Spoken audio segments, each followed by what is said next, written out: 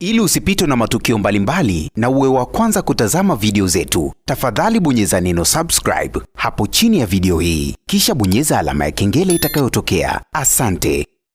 Baada tu ya msanii Diamond Platnumz kumtambulisha mzazi mwenzake ambaye alipata naye mtoto wake wa kike wa kwanza kabla ya Tifa, tumeweza kuona namna ambavyo comment zimekuwa ni nyingi, watu wakiwa wanajiuliza mbona huyu mwanamke ni mrembo kiasi hichi, imekuwaje msanii Diamond akaamua kuachana naye, imekuwaje Diamond akaamua tu kuzaa naye na wala sio kumuoa kabisa. Ukimwangalia huyu dada ni mrembo, huyu dada ana vigezo vyote vya kuitwa mke wa mtu, lakini cha ajabu na cha kushangaza Diamond alizaa naye na akapita hivi na Mia. Watu wakawa wanajiuliza maswali mengi sana. Diamond Platnumz baada ya kuona maswali yamekuwa ni mengi sana mitandaoni, akaamua kujibu, akaamua kuwaeleza mashabiki zake ilikuwaje yeye pamoja na huyu dada, story yao ilikuwaje, ikawaje wakaachana, ikawaje wakapata tu mtoto, alafu baadaye Diamond akapita zake hivi. Kama ambavyo tunafahamu, tuliweza kuona namna ambavyo Mange ya Kimambe aliweza kuanika taarifa ya kwamba huyu dada ni raia wa huko Uganda,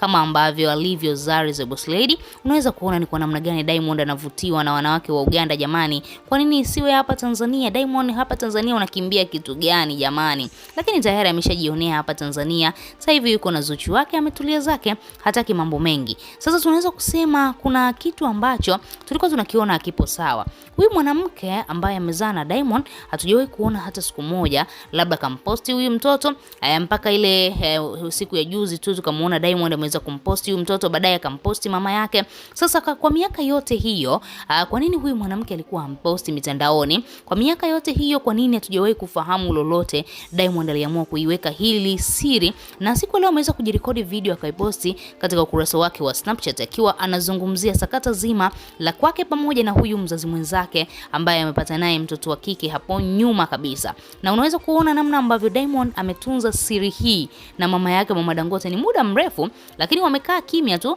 Familia inakuja kushangaa, kaka, mbona kumbe una mtoto mkubwa kiasi hichi? Kumbe una mtoto mwingine wa kike jamani.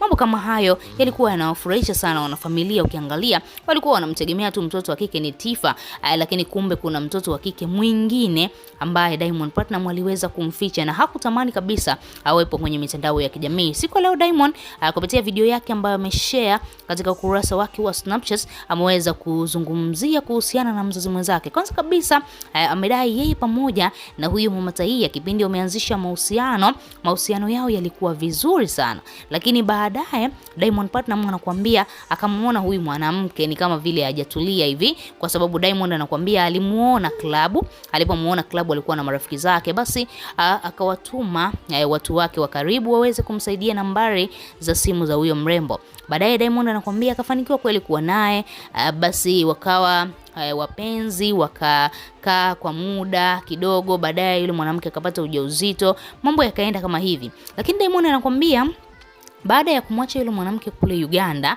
kuna mambo fulani, kuna watu ambao aliwaweka kwa ajili ya kumfuatilia yule mwanamke endapo kama ana mume au kama kuna namna fulani hivi anaweza akamchiti au akafanyaje, ili mradi tu aweze kufahamu, kwa sababu Diamond anakuambia alikuwa ameshampenda kabisa, alikuwa ameshakubali awe mwanamke wake wa maisha, yani afunge naye ndoa, afunge pingu za maisha moja kwa moja. Unaweza kuona Diamond alipenda kweli, ndio maana akaamua kumwekea walinzi. Diamond anakuambia yeye akawa anaendelea na shughuli zake hapa Tanzania, mwanamke yuko huko Uganda, lakini tayari alishampatia ujauzito.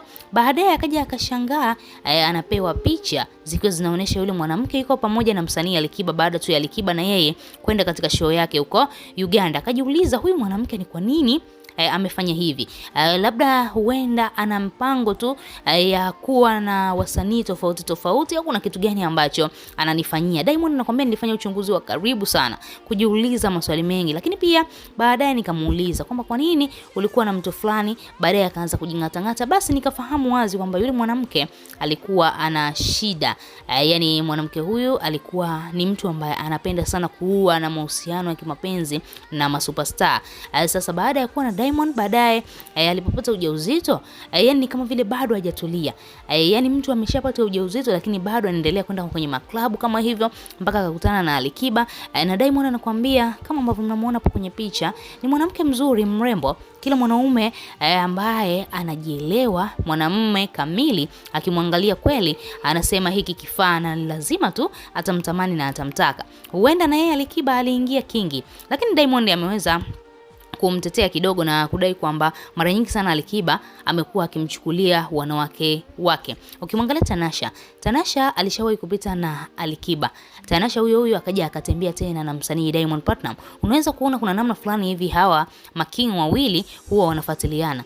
Yaani Alikiba akiona Diamond kapita na huyu na yeye anataka kupita naye. Hata hivyo kwa Hamisa alishatembea na Diamond kitambo, lakini baadaye tukaona Alikiba na yeye pia akanyemelea hapo mpaka Hamisa akawa video vixen wake katika ngoma ya Dolo. Baadaye tukashangaa wametembea. Baadaye tena tukaona kwa huyu dada mwingine ambaye amezaa na Diamond. Diamond anakuambia Alikiba pia alipita naye. Baadaye akaona huyu dada sio wa malengo, basi tuzae tu tulee mtoto na maisha mengine yaweze kuendelea. Basi ndo kama hivyo dada akajifungua salama, lakini Diamond hakutamani kabisa yule mtoto aweze kumweka kwenye mitandao ya kijamii kutokana tu na ushauri wa mama yake, Mama Dangote. Skendo, si mnajua tena Diamond ni mtu maarufu. Wewe kama shabiki unalipi la kuzungumza? Tochia maoni yako, lakini pia usisahau kubonyeza maandishi mekundu yaliyoandikwa neno subscribe.